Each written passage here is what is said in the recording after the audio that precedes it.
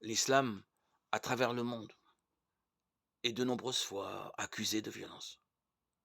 Ces dernières années, beaucoup ont cherché à distinguer l'extrémisme islamique de la religion de paix. Que serait l'islam? Il est évident que beaucoup de musulmans sont tout à fait pacifiques. Mais il est clair aussi que les fondements mêmes de l'islam s'enracinent dans la violence. Mohammed, né en 570-632, le prophète et fondateur de l'islam, a été élevé dans la ville de la Mecque et a commencé à prêcher à l'âge de 40 ans. Quand certaines tribus se sont opposées à lui, il a mené avec ses disciples une campagne brutale pour les vaincre et les convertir. Beaucoup de révélations encouragent les musulmans à tuer ceux qui ne croient pas.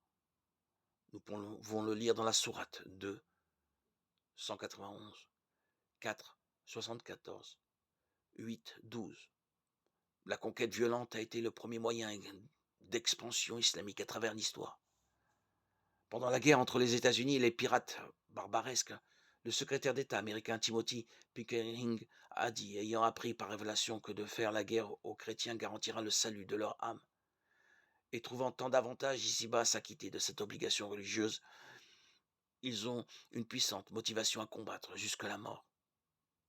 Contrairement aux extrémistes chrétiens qui ont clairement tordu les Écritures pour justifier leur violence, les extrémistes musulmans se fondent sur l'enseignement clair et sur l'exemple du fondateur de leur religion, tandis que les musulmans modérés ont du mal à expliquer tous les versets coraniques qui font appel à la violence.